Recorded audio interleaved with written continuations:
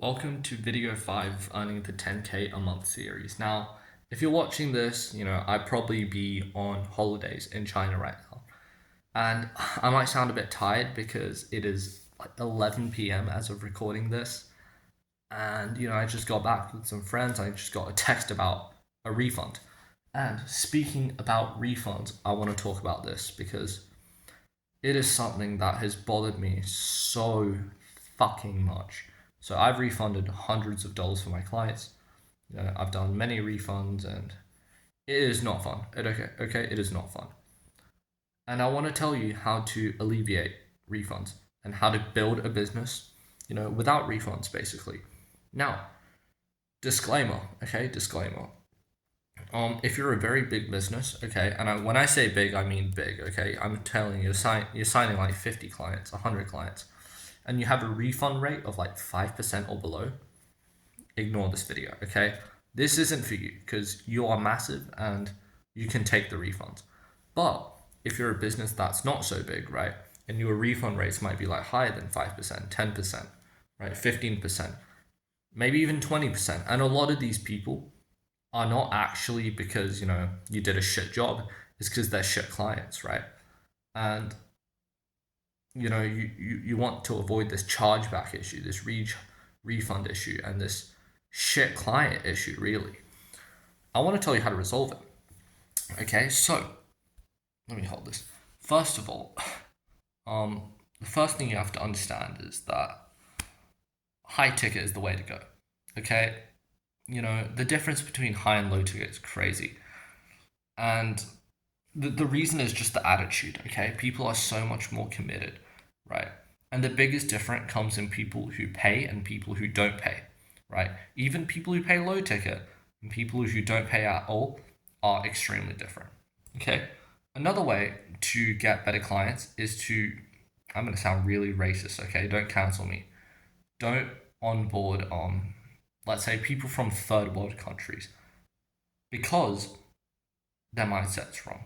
They might not even be physically poor, but they're poor in here. Okay? They're the people who keep demanding, revisions. If you're an editor, you know what I mean. They want more deliverables. They just want more, more, more, more, more. And they pay you like $50. Okay? And they're the they're the worst clients ever. Right? You never want to deal with them. Let me move this. They're the worst clients ever. And they're just horrible. All right. And one of the things you can do is to charge high ticket because, I'm going to say it out loud, bro. Indians, South Africans, Pakistanis, anyone from a third world country, usually Southeast Asia as well, they would not buy something for multiple K. Ever. They just don't get the fucking money for it. Okay? They're poor, to be honest with you.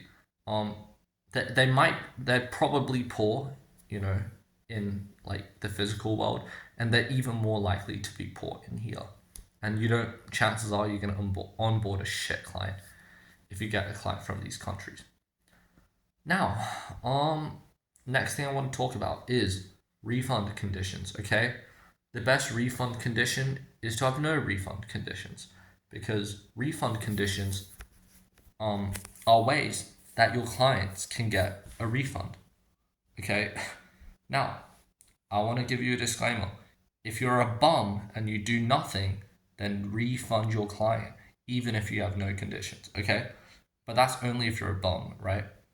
I'll explain what I mean. There are two things that the client often expects from you. One of them is an expectation of effort from your behalf.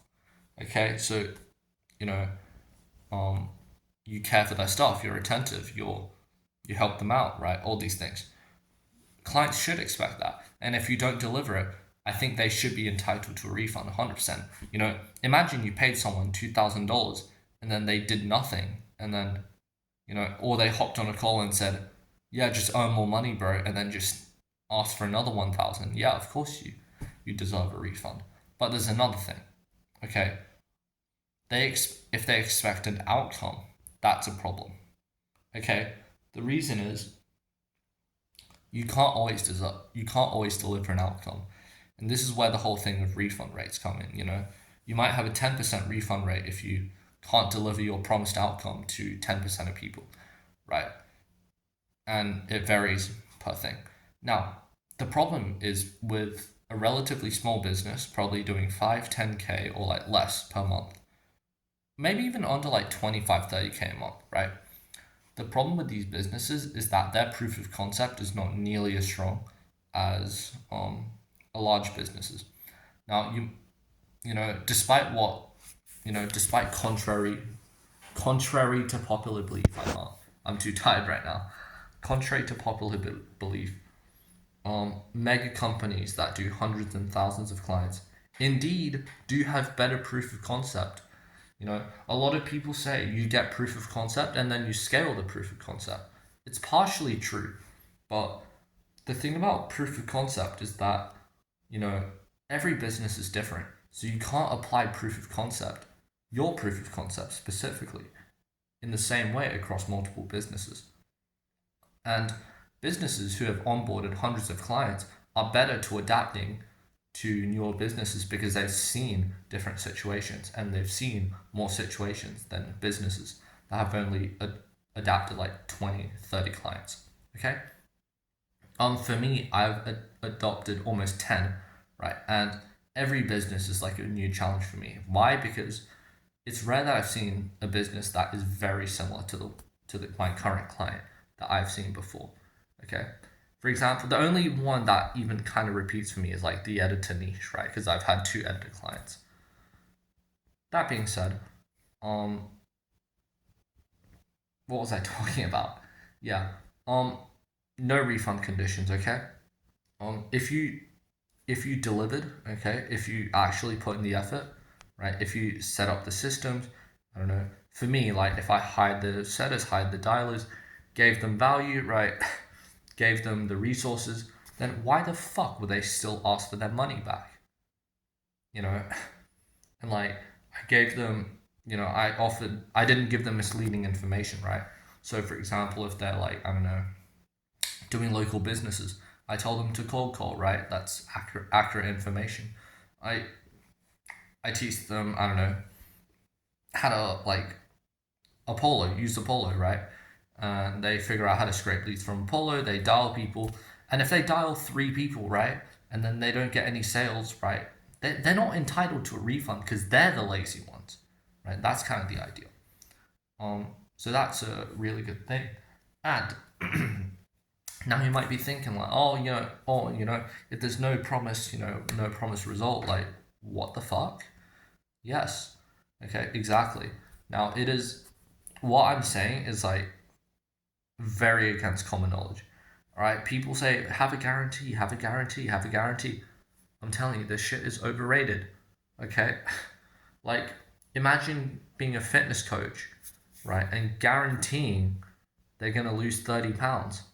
What if they do nothing? Are you gonna like take a refund from them? Of course not, right? In business, it should be no different, right? When I explain it in the perspective of a fitness coach, it is so obvious, right? If they never work out, right, and they keep eating fucking McDonald's, right, and you promise you're gonna lose them 30 pounds, and they come back asking for a refund, you're not gonna give it to them. Obviously, it's common sense. But in business, people tend to lose that concept, right, because of like done for you things, and the thing is, like, done for you is never complete, bro. Because at the end of the day, they're running the business. You can hire a dialer. The dialer could do work, right? You could set up go high level automations, Zapier automations. You could automate content for them, generate views for them, have a conversion system for them. Sure, but even then, bro, even if you hired setters, closers, all of these things, right? I mean, if you, but at this point, you're running their business. Because think about it, you hire their front end, you operate their front end, you operate their back end, and they operate nothing. So you run their business. So they're not actually buying from you. They're just like paying you money to run their business. And no one does that. Okay, let's be real. No one does that. I don't know anybody in the market who runs front end and back end at the same time. It's just ridiculous. And yeah, I don't think there's much else to say about this video, but if you want to avoid chargebacks, just stop guaranteeing shit. Because truth is, bro, you cannot control fate. They could fucking die in a car crash tomorrow, for all I know, right? And guaranteeing results is just gonna, cause you a lot of problems down the line. And even right now, I'm still facing problems from that shitheaded mistake. So, yeah, it is annoying, but it happens. But, yeah, don't guarantee. Have no refund conditions. Refund only if the company's end, aka your end, is very lazy and you believe they deserve one, right? Or you would know if they deserve one. Let's be real. Um, yeah, that's about it. Oh, also one more thing before I go. Do not like walk yourself into contracts, okay? Don't write contracts. Don't like listen to contracts. Okay? High ticket, a few K high ticket, a few K dollars, right? High ticket business. Um it's not worth a contract, right? Legal contract, they might sue you, like the weight of responsibility is just way too much for like $3,000 to $5,000. It's fucking ridiculous. So yeah, those are the things to do to avoid refunds and chargebacks. Yeah. See you guys in the next one.